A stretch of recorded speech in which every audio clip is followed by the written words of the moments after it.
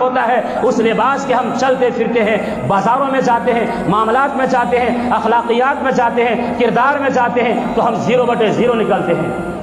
نہ ہم سے ہمارا پڑوسی خوش ہے، نہ ہم سے ہمارا بھائی خوش ہے، نہ ہم سے ہماری ماں خوش ہے، نہ ہم سے ہمارا بھائی خوش ہے، کوئی ہم سے خوش نہیں ہے۔ ہم نے صرف جو ہے سجدہ کو اسلام سمجھ رکھا ہے۔ یاد رکھیے، آپ سجدہ کر رہے ہیں، آپ عبادت کر رہے ہیں، اور آپ جس معاشرے کے اندر، جس سماج کے اندر رہتے ہیں، وہ سماج کے اندر، اس معاشرے کے اندر آپ کے کردار صحیح نہیں ہے، آپ کے اخلاق صحیح نہیں ہے، آپ کی زبان صحیح نہیں ہے، آپ کی کردار صحیح نہیں ہے، آپ مسلمان کہلانے کے مستحق نہیں ہیں۔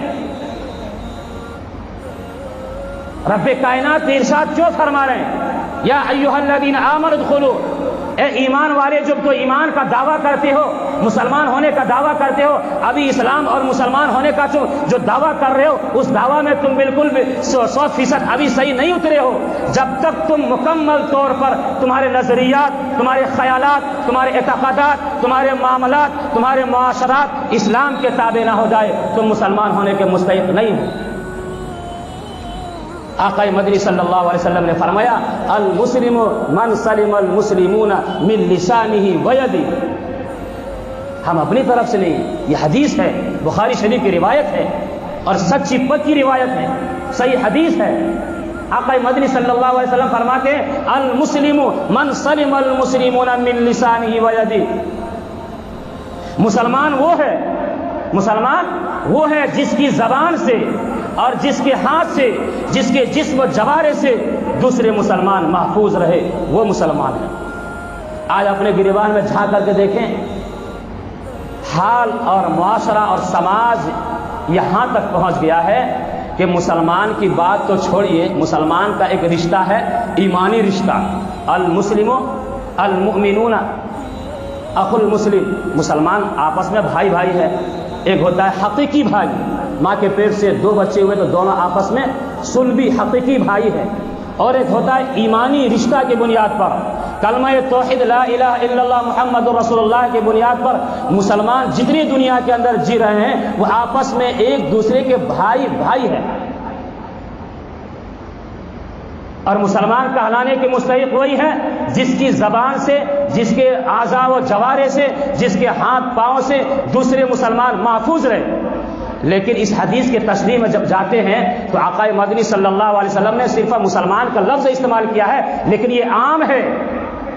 مسلمان وہ ہے جس کی زبان سے اور جس کے اعضاء و جوارے سے تمام کے تمام انسان محفوظ رہے، چاہے وہ کافر ہو، چاہے وہ مسلمان ہو، چاہے یہودی ہو یا نصرانی ہو، یہاں تک کہ جانور بھی محفوظ ہو۔ آقا مدنی صلی اللہ علیہ وسلم نے فرمایا، مسلمان کہلانے کا مستحق ہے کہ جس کی زبان سے اور جس کے ہاتھ پاؤں سے ایک جانور بھی محفوظ رہے، یہ مسلمان کہلانے کا مستحق ہے۔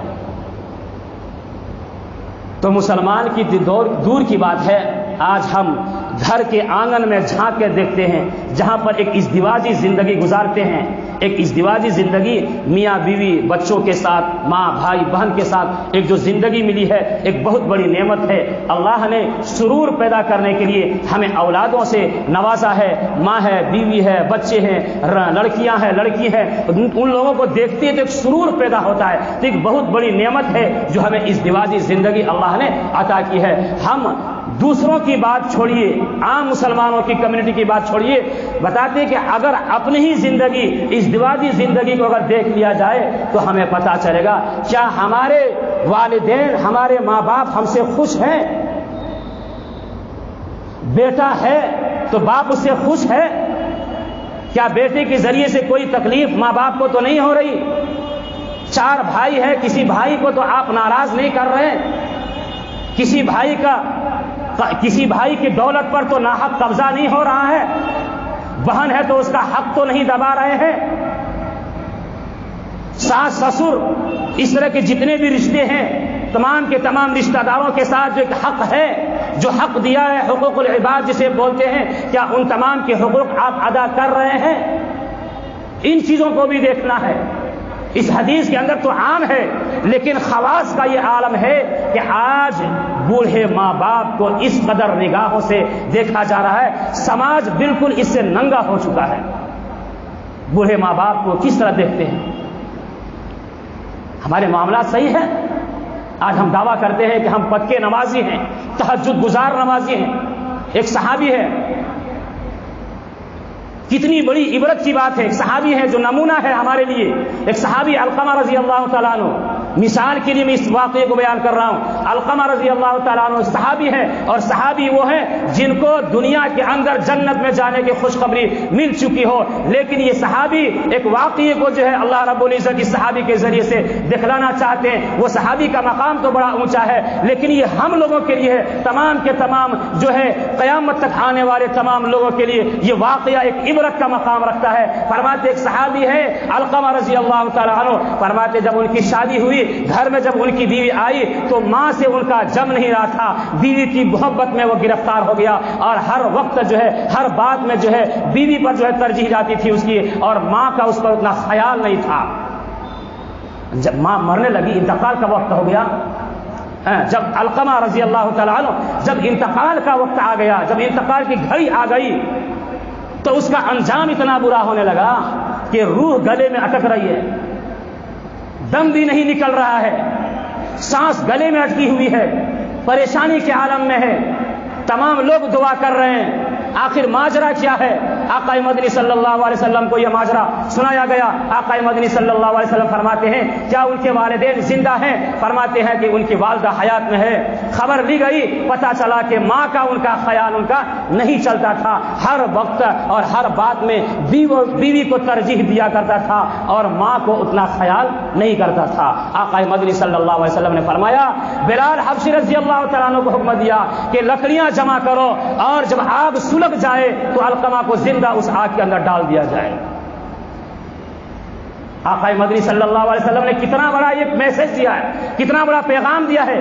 ایک صحابی رسول ہیں جن کو آقا مدنی صلی اللہ علیہ وسلم کی صحبت حاصل ہے، جنتی ہے، لیکن اس واقعے کو ہمیں دکھلانا ہے، اور جو قیامت تک آنے والے تمام لوگوں کو یہ تعلیم، یہ پیغام دینا ہے کہ ماں کا مقام کیا ہے۔ دیکھ لو تمہاری نماز بھی ختم۔ اس صحابی کے بارے میں پتہ چلتا ہے، جب کسی نے پوچھا کہ اس صحابی کا حال کیا تھا تو فرمایا گیا کہ وہ صحابی بالکل تہجد گزار نمازی تھے، نمازوں کو کثرت سے پڑھتے تھے، نفلوں کو بھی پڑھتے تھے، لیکن جو ہے ماں کا خیال نہیں کرتا تھا وہ، جس کا انجام یہ ہوا کہ روح گلے میں اٹکی ہوئی ہے۔ آقا مدنی صلی اللہ علیہ وسلم نے حضرت بلال حبشی رضی اللہ تعالیٰ عنہ کو حکم دیتے ہیں لکڑیاں جمع کرو اور زندہ علقمہ کو ڈال دو۔ کتنا بڑا یہ دھمکی ہے، کتنی بڑی وعید ہے یہ ہم لوگوں کے لیے۔ آج ہم نمازی بنتے ہیں، تہجد گزار ہیں، اور ماں کا خیال نہیں، باپ کا خیال نہیں۔ ارے بوڑھے ماں باپ کو دھکے دے کے نکالتے ہو، شرم آنی چاہیے۔ جس ماں باپ نے تجھے بچپن تک پڑھایا لکھایا اور تجھے ایک عالم دین یا ایک ایڈوکیٹ یا بڑے افسر بنایا، یا دنیا کا بڑا عہدہ تجھے جو ہے نصیب ہوا، ماں باپ کی بدولت سے آج تم بوڑھے ماں باپ کو گھر سے نکالتے ہو اپنی بیوی کے چکر میں۔ یاد رکھو ساری عبادت تمہاری ضائع ہو جائے گی، ساری عبادت تمہاری عقارت ہو جائے گی، ختم ہو جائیں گی۔ جب ماں کا سوال آئے گا، باپ کا سوال آئے گا، جنت کی طرف تمہارا قدم نہیں ہل سکتا ہے۔ 4 بنیادی چیزیں ہیں، ان 4 بنیادی چیزوں کو جب تک آپ نہیں اپنائیں گے مسلمان کہلانے کے مستحق نہیں ہوگا۔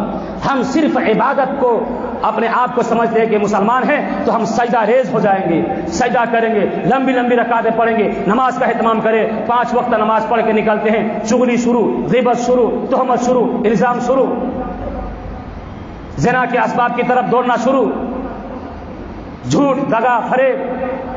کیا فائدہ؟ نماز ایسی ہونی چاہیے جو نماز پڑھے تو نماز روکے آپ کو، آپ کے تمام برائیوں کو روکے۔ فائدہ کیا ہے ایسی عبادت سے؟ صرف عبادت آپ کے قابل قبول نہیں، عبادات کے ساتھ آپ کا معاملات ہونا چاہیے، اور جب معاملات کے اندر آئیں گے تو تفسیر میں آپ کو جانا پڑے گا۔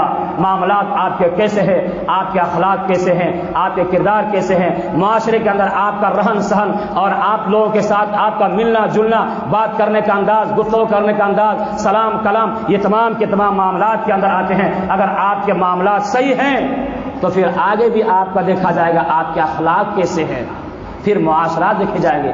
یہ 4 چیزیں آپ کے اندر ہیں تو پھر آپ کہہ سکتے ہیں ہم مسلمانوں کے راستوں پہ چل رہے ہیں۔ صرف سجدہ ادا کرنے سے نہیں، تمام کی تمام چیزوں کو اپنانا پڑے گا، عبادات، معاملات، معاشرات، اخلاقیات۔ انشاءاللہ آگے ہفتے میں بات ہوگی۔ وما علینا الا البلاغ۔ سنتوں سے فارغ ہو جائے۔